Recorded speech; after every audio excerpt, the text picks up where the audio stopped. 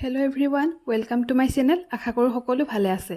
আজি মই বনাবলৈ লৈছোঁ বাটাৰ চিকেন। সেয়েহে ভাবিলোঁ নিজেতো বনাই খামেই, আপোনালোককো ভিডিঅ'টোৰ জৰিয়তে অকণমান দেখুৱাওঁ। গতিকে ভিডিঅ'টো শেষলৈকে চাব দেই। আৰু যদি ভিডিঅ'টো চাই ভাল পায় তেন্তে প্লিজ মোৰ চেনেলটো আগবঢ়াই নিয়াত অকণমান মৰম আৰু আশীৰ্বাদ দিব বুলি আশা কৰিলোঁ।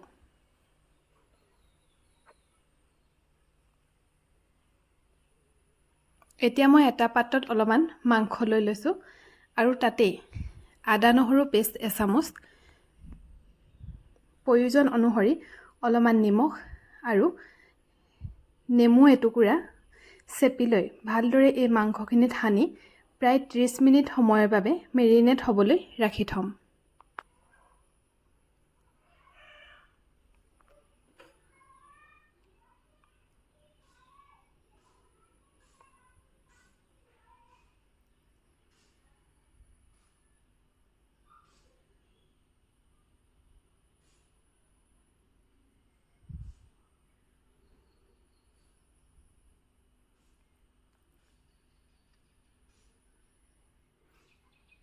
এতিয়া 30 মিনিট হোৱাৰ পাছত দ্বিতীয়টো মেৰিনেশ্যনৰ বাবে এখন প্লেটত এই মাংসখিনি মই ভালদৰে চেপি চেপি ৰাখি ল'ম।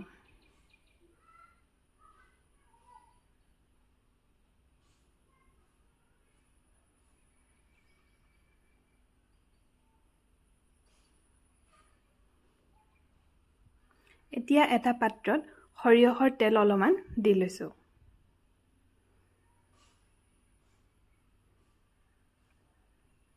আৰু প্ৰয়োজন অনুসৰি অলপমান কাশ্মীৰী মিৰ্চ পাউডাৰ দি লৈছোঁ। আৰু এতিয়া ভালদৰে এইখিনি মই মিলাই ল'ম।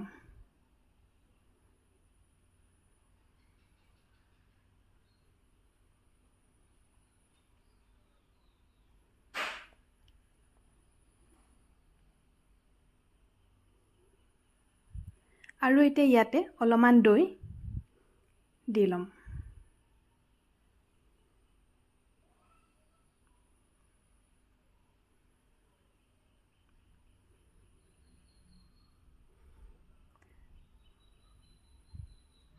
আৰু পুনৰবাৰ ইয়াতে মই অলপমান নেমু ৰস দি ল'ম।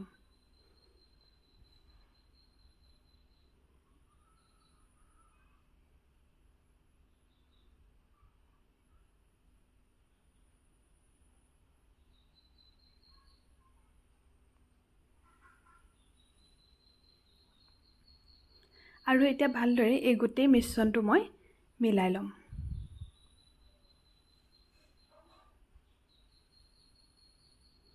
আৰু এতিয়া ভালদৰে মিলাই লোৱাৰ পাছত এই মাংসখিনি মই ইয়াতে দি ভালদৰে মঠি ল'ম। আৰু মঠি মই প্ৰায় 1 ঘণ্টামান সময়ৰ বাবে ৰাখি থ'ম।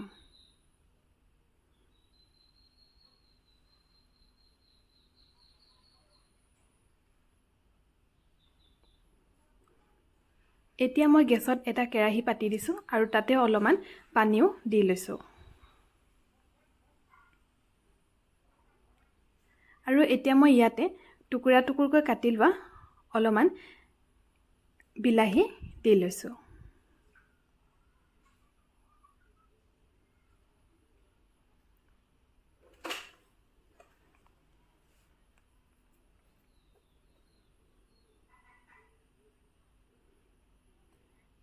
এতিয়া ইয়াতে অলপমান মই পিঁয়াজো দি লৈছোঁ।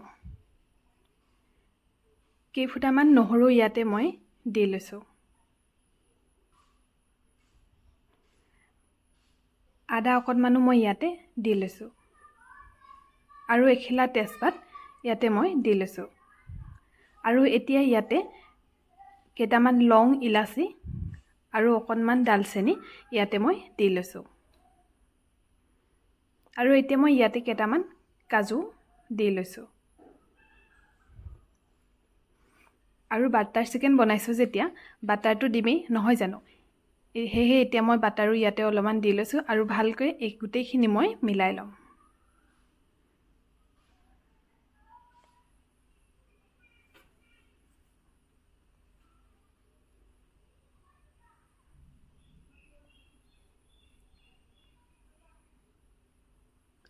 আৰু এতিয়া প্ৰয়োজন অনুসৰি ইয়াতে অলপমান মই নিমখো দি লৈছোঁ। আৰু এতিয়া এই গোটেইখিনি মই ভালদৰে উতলিবলৈ ৰাখি থ'ম।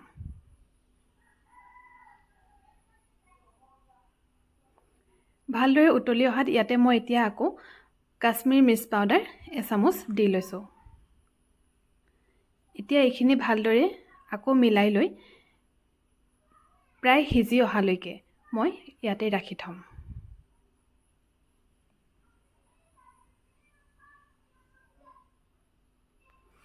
আনফালে মই এখন ফ্ৰাই পেন পাতি লৈছোঁ আৰু তাতে অলপমান সৰিয়হৰ তেল দি লৈছোঁ।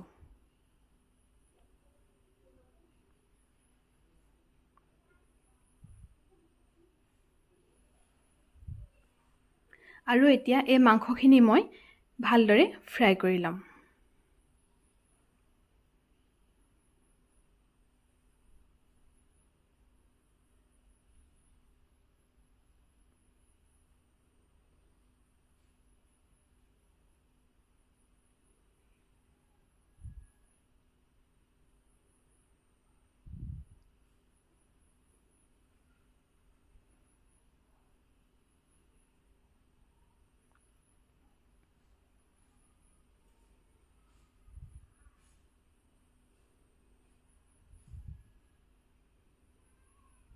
এয়া চাওকচোন মোৰ ধুনীয়াকৈ সিজিও গ'ল। এতিয়া মই এটা মিক্সাৰ জাৰত এই গোটেই সামগ্ৰীখিনি গ্ৰাইণ্ড কৰি ল'ম।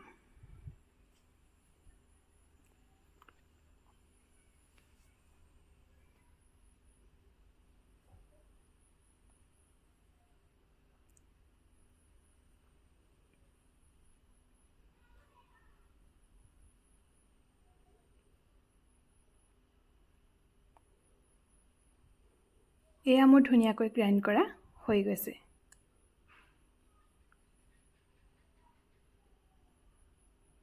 আনফালে মোৰ মাংসখিনিও সিজিয়ে গৈছে। এতিয়া মই এটা কেৰাহী পাতি লৈছোঁ আৰু তাতে মই অলপমান বাটাৰো দি লৈছোঁ।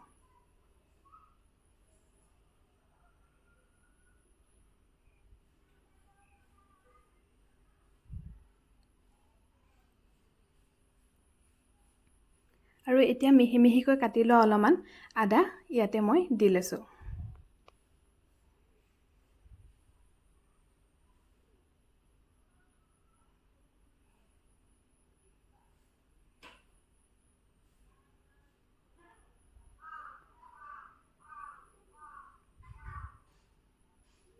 আৰু এটা কেঁচা জলকীয়া মই ইয়াতে ফালি দিছোঁ।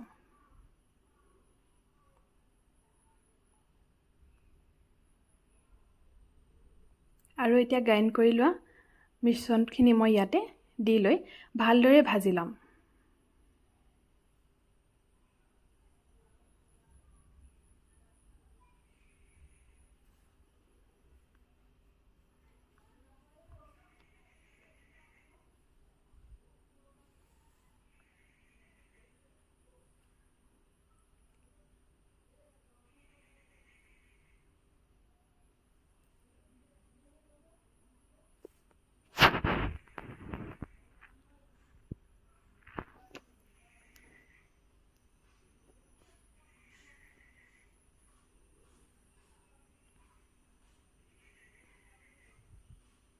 আৰু এতিয়া ইয়াতে মই ধনিয়া পাউডাৰ,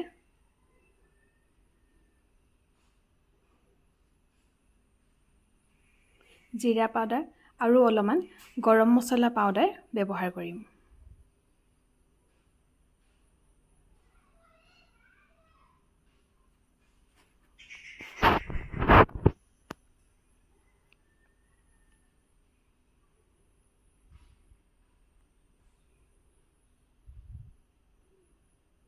আৰু সোৱাদটো ভাল হ'বৰ কাৰণে অকণমান চেনিও মই ইয়াতে ব্যৱহাৰ কৰিছোঁ।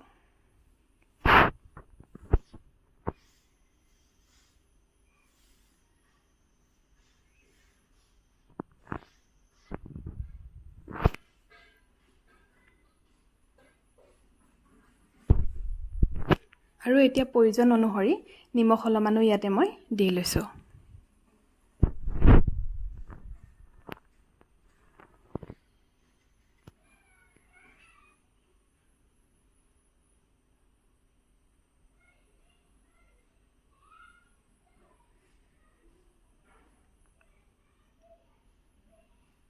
আৰু এতিয়া গৰম পানী দি এই গ্ৰেভিকণ মই উতলিবলৈ দি লৈছোঁ আৰু এতিয়া ইয়াতে ফ্ৰাই কৰি লোৱা মাংস কেইটুকুৰাও দি লৈছোঁ।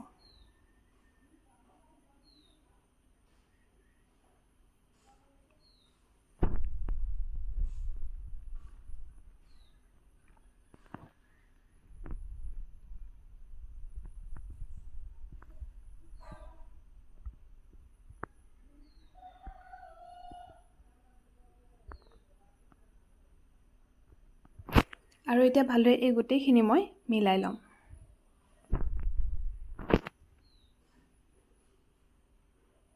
বাটাৰ অলপমান আকৌ দি লৈছোঁ। যিহেতু বাটাৰ চিকেন বনাইছোঁ সেইকাৰণে বাটাৰ দিয়াত কিপনালি কেতিয়াও কৰিব নালাগে।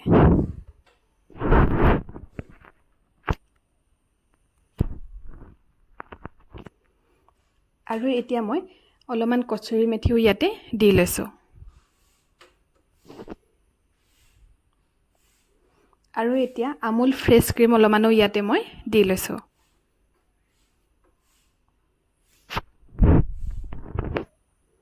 আৰু এতিয়া এই গোটেইখিনি মই ভালদৰে মিলাই ল'ম।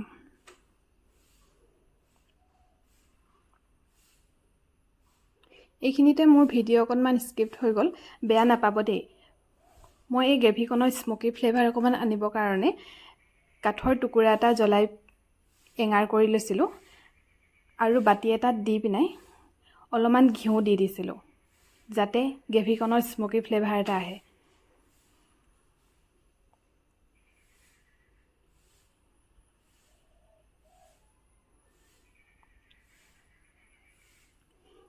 এয়া মোৰ বাটাৰ চিকেন প্ৰায় ৰেডি হৈ গৈছে। এতিয়া মই আপোনালোকক একেবাৰে পৰিৱেশন কৰি দেখুৱাম দেই।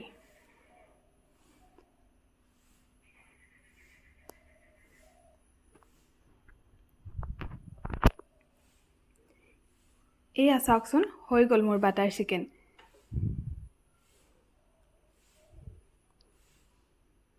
গতিকে মোৰ পৰিৱেশনটো কেনেকুৱা দেখিছে জনাব দেই। আৰু যদি ভিডিঅ'টো চাই ভাল পায় তেন্তে প্লিজ কমেণ্ট এটা কৰি জনাব। আৰু মই ৰুটিৰ লগত খাইছিলোঁ সেইকাৰণে এই গতিও পৰিৱেশন কৰি দেখুৱাই দিছোঁ। ভিডিঅ'টো শেষলৈকে চোৱাৰ বাবে ধন্যবাদ।